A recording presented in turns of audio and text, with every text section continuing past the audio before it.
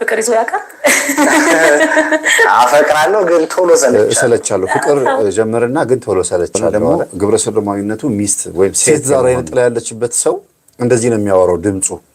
ከዚህ በላይ ውስጥ ያለችው የምታሰለቸው ሴቶች ጋር ብዙ እንዳይጸና የምታደርገው ማናት? ሴት ዛሬ ጥላ ወንድ ልጅ ላይ ስታርፍ 5 አይነት ባህሪ ታሳያለች። አንደኛ ድምጽን ትቀይራለች። በሰዓት ድምጽ ደም ከመቀመጫው የሞጣት የዳንከው ማለት ነው። 14 አልቶ ለውጣኝ ገንዘብተኛ ነው ነገር መሳሰሉ። ዛር ማለት ይሄ ነው በቃ። ስለዚህ የሶፊዬ እናት ናት፣ የጋዜጠኛ ሶፎንያስ እናት። ራስህን እንዳጠፋ ከፋፋይ ነበር። አሌክስ አለው በጣም ህፃን ልጅ ነው። ከከተማ የመጣው ወደ ጉራጌ ክልል አካባቢ ላይ ነው እና ሚካኤል ቤተክርስቲያን ነው ገጠር ውስጥ የታወቀ ቤተክርስቲያን ነው። ስለዚህ እዚህ እኔ ወደ የሚያምረኝ ያለ ብቻ ለማጋነንትም ጨምር አባትየውን ነው ማናገር የፈለኩት። እንግዲህ በእናቱ ወጥቶ ይሆናል በመጣ ቀሲስ ሄኖክ ጉባኤ ላይ መንፈስ ተያዘለት። አሁን ልጁ ጤነኛ ሰው አለማመን አያችሁ ሰው ምንድነው ወንድሜ ምን አረኩ ስላለ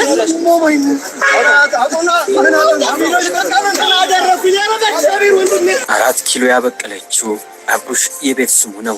ዝናጭ ነው እሱ በልጅነቱም የዘናዎቹ ትውልድ የፎቶ አነሳስ ሰለባ ጎበዙ ተማሪ ህይወትን ለማሸነፍ ብዙ ውጣ ውረዶችን አይቷል።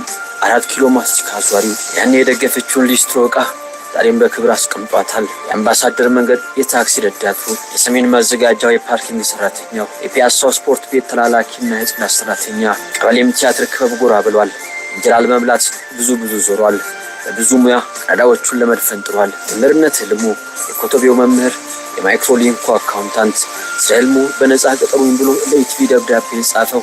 ህልመኛው ወጣት ጋሽ ውብሸት ወርቅ አለማው ጋር ተመላልሶ ስለ ማስታወቂያ ብዙ ልምድ ቀስሟል። ስለ እናቱ ቢያወራ የማይሰለቸው የዋት መልኳን ግርማ ሞገሷን ዘበናይ ነበረች እኮ ሰላምዬ፣ እኔም ያላባት ስታሳድግ መልኳን ያጣች እናቴ ይቿት የኔ ጀግና የዋት በ6 ወሬ ከጉልበታ ላይ አውላኝ ጉልበቷን ያጣች ብሎ ዛሬም ጥሏት መውጣት ዳገት የሆነበት በ60ኛ ልደት በዓሏ ላይ ሰርፕራይዝ ያደረጋት ካባ ደርቦ ዳግሜ ሙሽራት አበባ ያስበተነላት በርካቶች በታደሙት ዝግጅት በእንባ ያመሰገናት እጁን ነክሶ ስለ እሷ በእንባ የተናገረ ሶፊ የእናቱ ልጅ የባቡል ኬሩ የበጎ አድራጎት ድርጅት መጀመሪያው ጎብኚ ጋዜጠኛ ስለ በጎነቱ በወረቀት የተመሰከረለት ታዋቂ ሰዎችን ወደዚህ ደጅ የሰበሰበ ስለ መልካም ስራው ተቆሞ የተጨበጨበለት ጋቢ የሚደረብለት አምባሳደሩ የሙያችን ተምሳሌታችን ኢቲቪ ገብቶ ህልሙን የኖረ የኢቲቪን በር ከፍቶ የገባ ኮምፒውተሩ ላይ ቁጭ ብሎ ሳለፈበት እንጀራ የጎለጎለ በመረጃ ራሱን ለማብቃት ጥረት የሚያደርግ ህልሙን ለመኖር ብዙ ጠውረዶችን ያለፈው ልጅ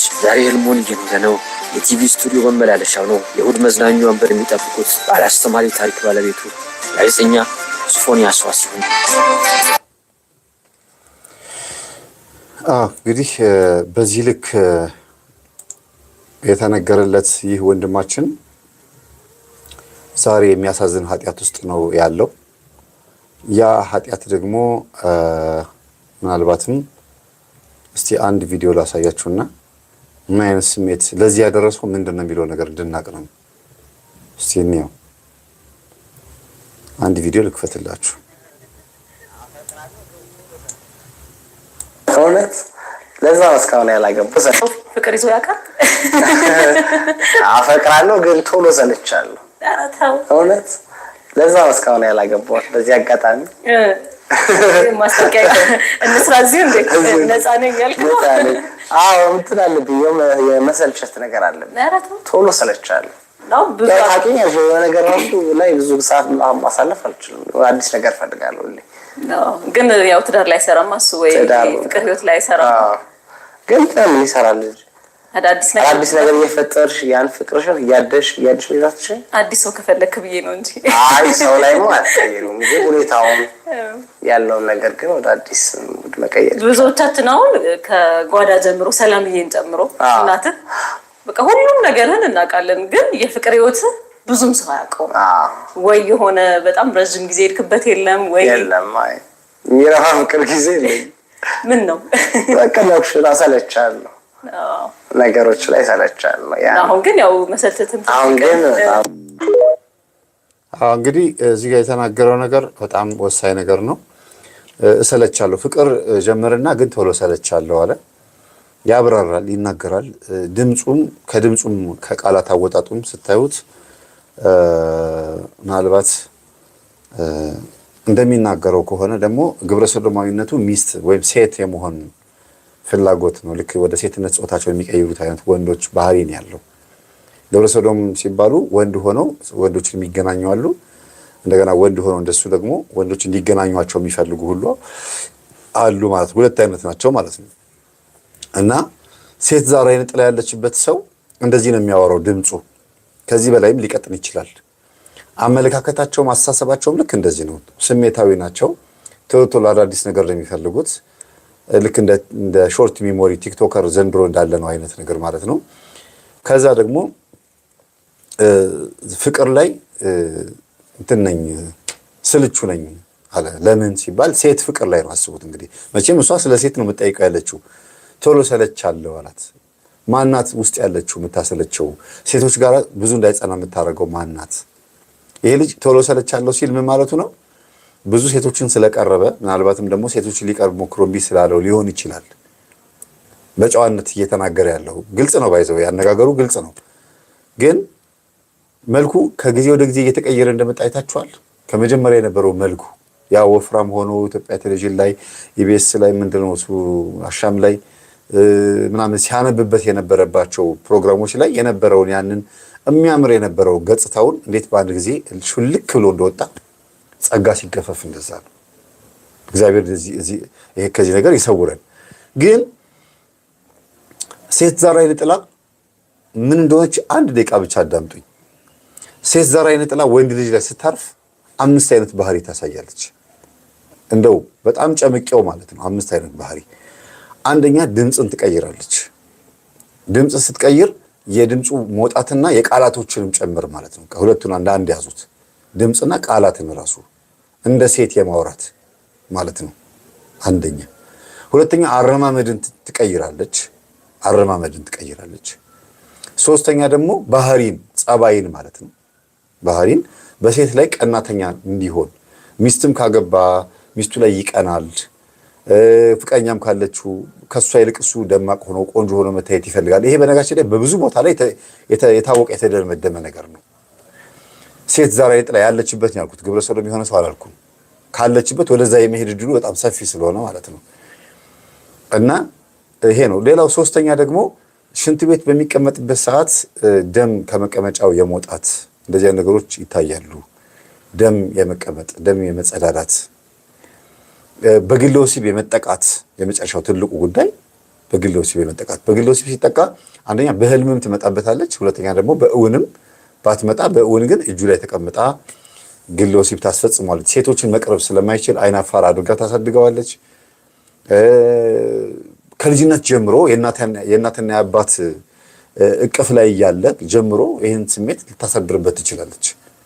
ለምን ሲባል አባት ሚስቱን ያገባው በመስተፋቅር ከሆነ አባት ሚስቱን ያገባው ካገባት በኋላ ስንፈተ ወሲብ አጋጥሞት ለስንፈተ ወሲብ ብሎ አስማትና ድግምት የተጠቀመ ከሆነ ያ መንፈስ ልጅ በሚወለድበት ሰዓት አብሮት ነው የሚወለደው። ስለዚህ ለዝሙት ብሎ ስለሆነ ያን የሚጠቀመው አንዱ እሱ ነው። ሁለተኛ ነገር ደግሞ ሚስት ወይም እናት ማለት ነው ባሏን ያገባችው በመስተፋቅር ከሆነ ከሌላ ሴት ቀምታ ካመጣችው ወንዳ ወንድነት ባህሪ ካለባት ትዳር የሚያዝ ፍላጎት ኖሯት ግን ደግሞ ባል ስታገባ ባሏ እንዳይመቻት ያደርጋል መንፈሱ። ለምን እንዴት ነው ይሄን የሚያደርገው? የኔ ሚስት ናት ብሎ ከሴቷ ጋር ተቀምጦ እያለ ሴቷ ግን የማግባትና የመውለድ ፍላጎት ያድርባታል። እንደ ሰው ታስባለች። እሷ ውስጥ ያለው መንፈስ ደግሞ ይቃወማታል። ለምንድን ነው የምታገቢው? የኔ ሚስት አይደለሽ ወይ? እኔ ባልሽ እኮ ነኝ ብሎ ያገባችውን ባሏን ስንፈተ ወሲብ እንዲፈጠርበት ያደርጋል። ያገባችሁ ባሏን ሴታ ሴት እንዲሆን በወሬም ሊሆን ይችላል፣ በአቋምም ሊሆን ይችላል። ብቻ የማይጥማት ሰው አድርጎ ያሳያል። ከእሷ የመጣ ወንድ አይነ ጥላ የእሷን ሴትነት ማንነት ይዞ መጥቶ እሱ ላይ ያድራል፣ ወንድየው ላይ። ከዛ ወንድየው ምን ይሆናል? ሌላ ቦታ ላይ ዘማው ይሆናል። የማንን መንፈስ ይዞ? የሚስቱን ስሜት መንፈስ ይዞ ይሄዳል። ከዛ የሚወለዱት ልጆች ልክ እንደዛ ነው የሚሆኑት። በተለይ መስተፋቅር አድርጋ ያገባች ሴት ሆን ብላ ባሏን ያገባችበት መንገድ መናፍስታዊ በሆነበት መንገድ ከሆነ ልጆቿን የወለደችው ለዚህ ነገር ተጋላጭ የመሆን እድላቸው በጣም ሰፊ ነው። 80% በጣም ሰፊ ነው። ስለዚህ እንደዚህ አይነት ግብረ ሰዶም ውስጥ ያሉ ሰዎች እናትና አባቶቻቸው በደንብ መታወቅ አለባቸው። ምንድነው እናትየው ሲያመልኩ የነበሩት? አባትየው ምንድን ነበር? ለምንስ ያለ አባት አደገ? አያችሁ፣ ይሄ ራሱ መታወቅ አለበት። አንዳንድ ጊዜ የሴት ልጅ ተብሎ እየተጠራ እየተሰደበ ሊያድግ ይችላል። እናት ደግሞ እንደ እናትም እንደ አባትም ሆና ልታሳድግ ትችላለች። ይሄን አለ ብያልን ያለ ነው። ግን በዛ ውስጥ በሴት እጅ ላይ ብቻ በማደጉ የመጣበት ተጽዕኖ አለ ወይ? ተጽዕኖስ ከምን መጣ?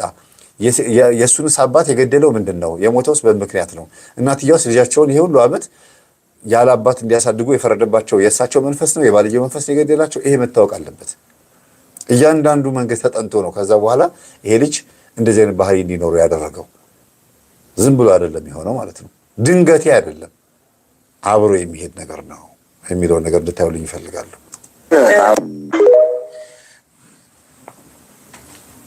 በእምነት መንፈሳዊ ህይወት ላይ እንዴት ነበር? ይሄ ነገር ከመከሳቱ በፊት እንደው ባክግራውንድ እሄዳለሁ፣ ቤተክርስቲያን እጸልያለሁ ምናምን። ያን በጣም አክራሪም አይደለሁ ሰነፍም አይደለሁ። መሀል ላይ ነበር። ከገባ በኋላ ምን አየህ? ጸበል ከሄድክ በኋላ ራስን እየነቃ ስትመጣ ላይፍ ላይ ምን እየሆነ ነው የሚለው ነገር አይምሮ ወደ ቦታው እየተመለሰ ሲመጣ እየነቃ ስትሄድ እንደው ምን ፊል አደረክ? በዛሽ ፍጹም መረጋጋት ነው የምታገኙ። ጸበል ቦታ እንጦጦ ኪዳነ ምሕረት ነበርኩ። እንጦጦ ኪዳነ ምሕረት ነው የገባኸው? ኦኬ። እና በጣም ፍጹም መረጋጋት፣ ዓለምን እንድትረሺ እንድታይ ነው የሚያደርግሽ። ያንን የተረዳሁት። ከዛ ምርሲስ ምጭ ደግሞ የምታየው ነገር ይረብሻል። ምን ያህል ጊዜ ቆየህ እዛ ማለት ነው? 14 ቀን። ትንሽ ነው። ቶሎ ነው የእንትን ያልከው የዳንከው ማለት ነው። 14 ቀን ቶሎ ለውጣል። ሰማችሁ? አልጮኩም። ሲያወራ በነገራችን ላይ በጣም ግድ የለሽ ቀለል አድርጎ ነው የሚያወራው። የምትጠይቀውን ጥያቄ ሁሉ እሷ የምትጠይቀው ጥያቄ ያውቀዋል። ጋዜጠኛም ስለሆነ ቀድሞ ጥያቄዋን ሁሉ ሳትጠይቅ ሁሉ ይመልስላታል። ግን ሳትጠይቀው ማለት ነው።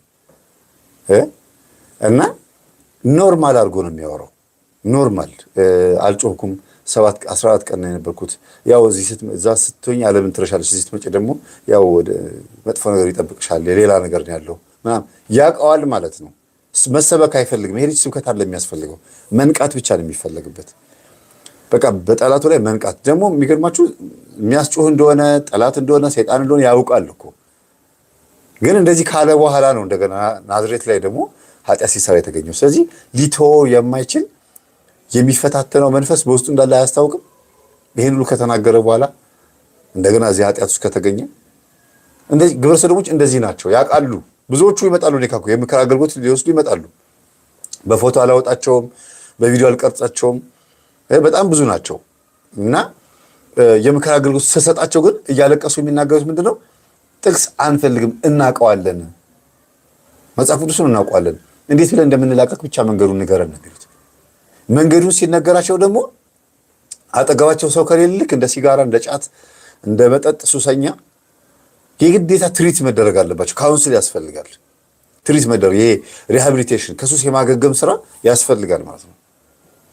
እግዚአብሔር በጣም የሚገርማቸው እንደዚህ አይነት ነገር ውስጥ ያሉ ሰዎችን እንዲያገግሙ፣ ሪሃቢሊቴት እንዲያደርጉ፣ ወደ ነበሩበት ማንነታቸው እንዲመለሱ በጣም ወሳኝ የሆነ ራሱ የቻለ ትልቅ ድርጅት ያስፈልጋል። ትልቅ ድርጅት ግራጁዌት እያደረጉ የሚወጡበት፣ እግዚአብሔርን በደንብ አውቀው ነፍሳቸውንና ስጋቸውን አስታርቀው የሚወጡበት ትልቅ ቦታ ያስፈልጋል። አለበለዚያ ብቻቸውን በፍጹም አይድኑ። የግዴታ ሰው የሚያስፈልገው ሕክምና ሱስ ነው። ሱስ የግዴታ ካጠገባቸው ሰው ያስፈልጋል። ሰው ከሌለ ከባድ ነው። ይወሰውሳቸዋል። ራሱ መንፈሱ ሂድ ሂድ ሂድ ሂድ። ሰው ሲመክራቸው ምክሩ እንደ ተራ ነገር መቁጠር። ሰው ካለ ግን አጠገባቸው ምን ችግር የለውም። የለመደው ስጋቸው የለመደውን ነገር ሲከለክሉት ከሆነ ጊዜ በኋላ ዶፓሚን የሚባለው ነገር እንደ አዲስ የለመደውን ነገር ነው የሚሰጣቸው። እንደ አዲስ የለመደው ምንድነው? መሰብሰብ፣ መቆጠብ። እዚህ ቤት ውስጥ ነው ያለሁት፣ ሱስ ውስጥ የለሁም፣ በቃ አሁን መስተካከል አለብኝ፣ መለወጥ አለብኝ፣ የምበላው ጠዋት ይሄንን ነው፣ እንደዚህ ማድረግ የለብኝም የሚለውን ነገር ነው ዶፓሚናቸው የሚለምደው። መንፈሱን ልክ እንደዛ ነው። ይታሰራል፣ ይያዛል። እኔ እንዲያውም አንዳንዴ ትልቅ ካውንስል ክፈትና እንዲያው በቃ ዶክተር እየቀጠቀጡ እየሰገዱ ምን እያሉ እየጸለዩ የሚበረቱበት የሆነ ትልቅ ካውንስል ክፈት እንዲህ ሁሉ እያልኩኝ ነው። ምክንያቱም ከባድ ነው። እንደዛ ሳምንት ምናምን ሱባኤ የሚያዝበት ክፍል በቃ ቤት ትልቅ የሆነ ነገር ካልተከፈተ ከባድ ነው። ቤተክርስቲያን በዚህ ጉዳይ ላይ አጥር ተሸክማ ትልልቅ ግቢዎችን ተሸክማ ቁጭ ብላለች። 1 ሜትር በ2 ሜትር 1 ሜትር በ2 ሜትር የሆነ የሱባኤ ቦታ እያንዳንዱ ቤተክርስቲያን ሱባኤ መያዣ፣ መጸለያ፣ መስገጃ ፊታቸውን ወደ ቤተክርስቲያን አዝሮ የሚጸልዩበት ክፍል ተከራይተው የሚኖሩበት ቤተክርስቲያን ዙሪያ ማለት ነው ቢገኝ ቢኖር እንዴት ሰው በተለወጠ ነበር። ተውት ጸበል ሱባኤ ዝም ብሎ እኮ ነው በቃ ቤተክርስቲያን መጥቶ ቁጭ አልወጣም ከዚህ ቦታ ላይ እግዚአብሔር ይለውጠኛል ብሎ የሚቀመጥበት ቦታ ቢያገኝ እና ለነሱ ብቻ የሚሰጥ ትምህርት ደግሞ ቢኖር ኮርስ ቢኖር ስንት ሰው በተለወጠ ነበር። ያውቃሉ የት መጥተው መለወጥ እንዳለባቸው ያውቃሉ። አሁን ራሱ ምንድን ነው ያለው? የት ነው ያለሁት ነው ያለው። ጸበል ነው ያለሁት ብሏል ተናግሯል አይደል ተባለው። ያውቃሉ ይገባቸዋል። ግን የተቆጣጣናቸው ነገር አለ። ብሬን ዎሽ አድርጓቸዋል ማለት ነው። አንድ ስለ ዋናው ለዘብተኛው ነው ያንተ አያችሁ እኔ ላይ ያለው ለዘብተኛው ነው። ሰማችሁት? ስሙት ዳንከው ማለት ነው 14 ቀን አንድ ስለ ዋናው ለዘብተኛው ነው ያንተ ለዘብተኛው ነው ነገ ያለው ባህሪውን ተመሳስሎ ነው ያለው ማለት ነው። እሱ ራሱ ለዝብ አይደለ ልክ እንደዛ ነው የሚመሳሰለው። ዛር ማለት ይሄ ነው በቃ። ስለዚህ የሶፊዬ እናት የእውነት እየሰሙን ከሆነ ይሄ መልእክት አስተላልፉላቸው። የእውነት ሶፎንያስ ደጅ ላይ በለመደው ውጪ ላይ በለመደው ብቻ ነው ሰዶማ የሆነው።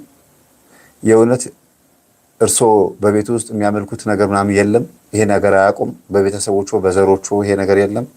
አባቱስ ምን አይነት ሰው ነበረ? እናቱስ? ይሄ ነገር ከሱ ብቻ የመጣ ነገር ነው? የእውነት ሰዶማውያን መጥተው ስለደፈሩት ወይም ደግሞ እንደዚህ ስላስለመዱት የመጣበት ብቻ ነው? ኖ። ይሄ ነገር በደንብ አድርገው ብዙ ሰዎች ቢያስቡበት እውነቴን ነው ልጆቻቸውን ያተርፋሉ። ብዙ ልጆች የሚተርፉት በዚህ ነው። መንፈስ ነው። አዎ 100% የሰዶም መንፈስ እርኩስ መንፈስ ነው፣ ሰይጣን ነው። ግን ስጋን ካበላሸ በኋላ ደግሞ ዞር ይላል። ስጋን የሆነ ነገር ያስለምደዋል። ለምሳሌ በጠጥ የለመደ ሰው አሁንም ማምጣር ቢለው ሰይጣን ምን ያደርጋል? ያን ኃጢአት ያስለምዳችሁና ከአይምሯችሁ ይወርዳል። ከዛ ያ ነው የሚሰራለት። ተርኒንግ ፖይንቱ እሱ ነው። በቃ ዝም ብሎ መስራት ነው።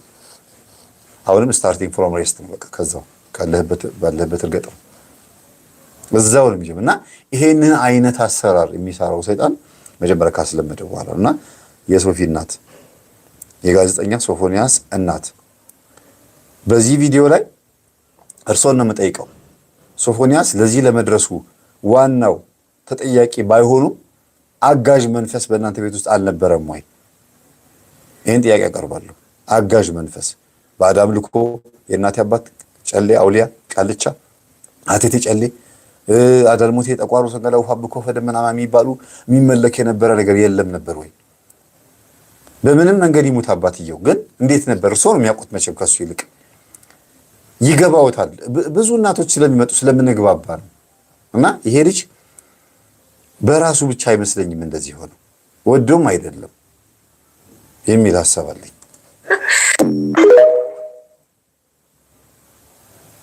ማግኘት ያስጠላሻል። ራስህን እንዳጠፋ ገፋፋኝ ነበረ። አለቅሳለሁ በጣም ዲፕሎማ በማልቀስ በቃ በጣም የሚያስጠላ ለቅሶ ብቻዬን ብሎ ሰቀሰቅ ነበር። አያችሁ ብቻዬን አለቅስ ነበረ። ብቻዬን አለቅስ ነበረ። እስቃለሁ፣ አለቅሳለሁ፣ ገርማለሁ፣ ብቻዬን ለፈልፋለሁ። ይሄ ጤንነት አይደለም እኮ። እና አንዳንዴ መናፍስት በእኛ ውስጥ ሆኖ ስራ ይሰራሉ። ይሄ ልጅ የሆነ ሰው ያልተረዳለት እሱም ደግሞ የሆነ የደረሰበት ባይሆንም ግን ይሄማ የጤንነት አይደለም፣ ይሄ ከውስጥ ከኔ ብቻ አይደለም ብሎ የሚያስበው ነገር እንዳለ ይታወቃል። በዚህ አጋጣሚ አይነ ጥላ ምንድን ነው የሚለውን ቪዲዮ ከ1 እስከ 6 ቢያዳምጥ አይነ ጥላ ምንድን ነው መምህር ተስፋ ያበራ ብሎ ቢገባ ብትጋብዙት እንደው ተጨማሪ ዕውቀት ቢያገኝ ቢሰግድ ቢጾም ቢጸልይ ከነ መፍትሄው ቡዳ ምንድን ነው የሚለውን በጣም ቆንጆ ስለሆነ ጥርሱም ሁሉ መልኩም ስለሚያምር ሴት ዛር አይነ ጥላ በልጅነቱ በልተዋለች በቡዳ በልተዋለች ብዬ አስባለሁ። እንደኔ እንደው በአዳም ልኮ ቤት ውስጥ አልተመለከም ቢባልም በጣም ቆንጆ ወይ በእናቱ ወይ በአባቱ ነው የወጣው መልኩ። እናቱን በደንብ ለይቼ በደንብ ስላላየኋቸው ነው። እርጅና አንዳንዴ መልክ ይደብቃል አይደለ? እና በጣም ቆንጆ ልጅ ስለሆነ በልጅነቱ ቡዳ ትበለዋለች። ያቺ የበላችው ሴት ለምሳሌ እድሜዋ ከሱ በላይ ከሆነች እሷ ላይ ያለው የዝሙት መንፈስ በልጅነቱ ይመጣበታልና የሴት ዛር መንፈስ ሆና ትቀጥላለች ማለት ነው። አያችሁ የበላችው መልኩን አይታ ነው። ካደገም በኋላ 18 ዓመት 16 ዓመት ከሆነ በኋላ ቁመናው በዚህ መልኩ ሲያስቡት ምን አይነት ልጅ እንደሚሆን እንዴት እንደሚያምር ጸጉሩ ሁሉ ነገሩ። ከዛስ ያዩት ሴቶች ሁሉ ይመኙታል። ዋው ከኔ ጋር ባደረ ይሄ ልጅ ይሉታል። ያሉት ሴቶች በሙሉ መንፈስ ይገባበታል። ለምን? የዝሙት መንፈስ ነው። መጀመሪያ የበላችሁ ሴት ዛር ቡዳ ግን የእናቱ መንፈስ ይሁን የጎረቤትም ትሁን የዘመድም በአራስነት ጊዜም ይሁን የገባው መንፈስ ግን ሲያምር ብላ መጀመሪያ ከፈለገች ብልቱን፣ ጣቱን፣ የእግሩን ጣት፣ የእጁን ጣት፣ ጉንጩን፣ ከንፈሩን ስማው በዛ በተሳመበት በኩል ነው የሚገባው። እንደ እናቶች የልጆቻችሁ መቀመጫ አትሳቡ የሚባለው እኮ ዝም ብሎ አይደለም። እውነት ስታጫውቱ ልጆቻችሁን እናንተ ውስጥ ሆኖ አብሮ የሚያጫውትም ስላለ ነው። ገላ ስታጥቡ አይናችሁን ቅባ ቅዱስ ተቀብታችሁ ጸበል ተቀብታችሁ ልጆቻችሁ ገላ ጠቡ የሚባለው ራቁታቸውን ስታያቸው እናንተ ውስጥ ሆኖ ይጣላል። ለምን ወለደች? ለምን አገባች? ለምን ልጅ ደስ የሚል ትዳር ኖረች? ለምን አማረባት? የሚመቀኛል። የሚዜ ምቀኛል፣ የጎረቤት ምቀኛል፣ የእህት ምቀኛል፣ የዘመድ ምቀኛል። የእነዚህ ሰዎች መንፈስ እናንተ ውስጥ ይመጣል። እናንተ ውስጥ ሆኖ ደግሞ ልጆቻችሁን ያያል። ከዛስ ያው በዛው በኩል ደግሞ ልጁን እያቀነጨረ ያሳድገዋል ማለት ነው።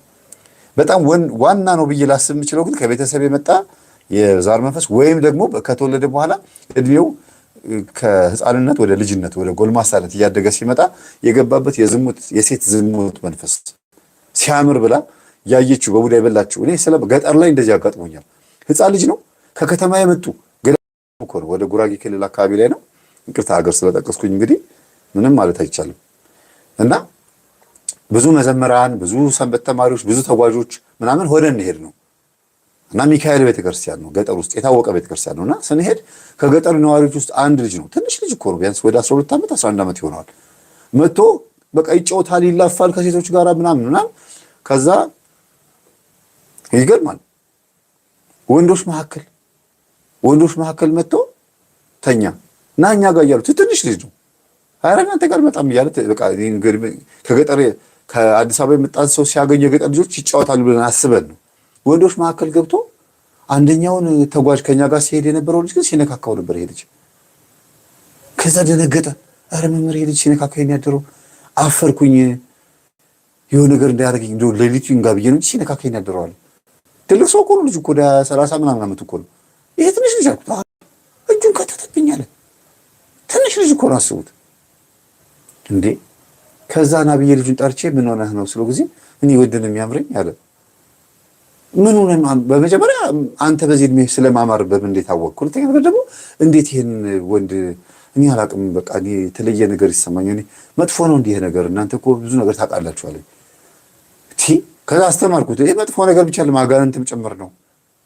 ጸሎት በሚደረግበት ሰዓት ላይ ልጁ ተነስቶ ሄዶ ይጫወታል ይላል። ልክ ጸሎት ሲያልቅ መጥቶ ከኛ ጋር ይላፋል፣ ይጫወታል እና በዋርኩና ቤተሰቦቹን አገናኙ አልኩኝ። ቤተሰቦቹ ጋር ሩቅ ነው እዛው አካባቢ ሆኖ ጥምዝ ያለና ሄደን አገኘኋቸው። ይቅርታ አባቴ እንዴት ነው? እግዚአብሔር ይመስገን አንዴ ፈልጌዎት ነበር አልኳቸው። አባትየውን ነው ማናገር የፈለኩት። ሚስቶትን እንዴት ነው ያገቡት አልኳቸው። ለምን ፈለክ አሉኝ። ይኸውልዎት ይሄ ትንሽ ልጅ ኃጢአት መሆኑን አያውቅም፣ መጥፎ ነገር መሆኑን አያውቅም፣ ግን ወንድ ይነካካል አልኳቸው። እናንተም ጋር መጥቶ እንደዚህ ያደረገ እንዲህ አሉን። አዎ ምንድን ነው ይታወቃል ሲያቸው ጊዜ እኛም አስቸግሮናል እኮ እንዴት እንደሆነ አላውቅም፣ እንግዲህ በእናቱ ወጥቶ ይሆናል አሉ። እንዴት? አይ እናቱ አርፋ አትቀመጥም፣ እዛም ትላለች። ከኔ ጋርም ትልቁ ጸባችን ይሄ ነው አሉና ለካ እናቱ ከባልየው ውጪ ሌላ ወንድ ጋር ምናምን በመሄድ እኚህ ሰውዬ ስንተኛቸው ናቸው? ወደ 7ኛ 8ኛ ወንዳቸው ናቸው። በገጠር ኑሮ እንኳን አስቡት ስንት ወንድ ጋር እንደሚዞሩ እና ሴትዮዋ ላይ ያለው ወንድ ፍለጋ ያገባሉ፣ ይፈታሉ፣ ያገባሉ፣ ይፈታሉ። እሳቸው ጋር ያለው የወንድ ፍላጎት መንፈስ በአጠቃላይ ልጁ ላይ አድሯል። ስለዚህ ልጁ ላይ ያለችው ሴት ዛር መንፈስ ምንድን ነው የምታደርገው ማለት ነው? ወደ እንደዚህ አይነት ወንዶች ነው የምትወስደው ማለት ነው። እና ጸበል ሊጠመቅ ተደረገ። አዲስ አበባ ይምጣ ተባለ። አዲስ አበባ መጣ። ቀሲስ ሄኖክ ጉባኤ ላይ እንዲሄዱ ነገርኳቸው። ወይናምባ ማለት ነው። ወይናምባ በነበረበት ሰዓት መንፈስ ተያዘለት። አሁን ልጁ ጤነኛ ነው፣ አይነካካ፣ ሰው ቀና ብሎ እንኳን ያይ እንዴት እንደሚፈራ ከልጅነት ጀምሮ እንዲህ ያለ መንፈስ አብሮ ያድጋል። እናትየው ላይ ያለው መንፈስ ነው ልጁ ላይ መጥቶ ያደረው። አያችሁ? አንዳንድ ጊዜ እንደዚህ ራሴን እጠላለሁ፣ እንደዚህ ራስን አጥፋ ይለኛል የሚለው ስሜት ዝም ብሎ የመጣ አይደለም። መጀመሪያ የሰራችው ስራ አለ መንፈሷ። ከዛ ብቸኛ እንዲሆንና ራሱ እንዲጠላ አድርጋ ታስቀምጠዋለች። ሰው የለኝም በዙሪያ። ይሄን የመሰለ ቆንጆ ልጅ ሴት መቅረብ ካቃተው፣ ከሴት ጋር መቀመጥ ካቃተው፣ ሴት ሲቀርብ ስሜታዊ ነኝ ወይም ደግሞ ችኩል ነኝ ምንድን ነው የሚባለው? ቅድም ምንድን ነው የተናገረው? ሴት ላይ ምንድን ነው ቶሎ ሰለቻለሁ ያለበት ምክንያቱ አስቡት እንግዲህ ወዱ አይደለም ተበልቶ ነው ማለት ነው። እስቲ ምን ተማርኩ ትላለህ? አሁን እዚህ አንተ ባጋጠመ ችግር ምን ተማርክ? ሰው አለማመን፣ ሰው ማመን በጣም ከባድ ነው። ፕላስ ደግሞ መረጋጋት። አንዳንዴ አሁን ካለፈ በኋላ ሳስበው ይገርመኛል። ምን ሆኜ ነው በቃ ካልሆነ አልሆነም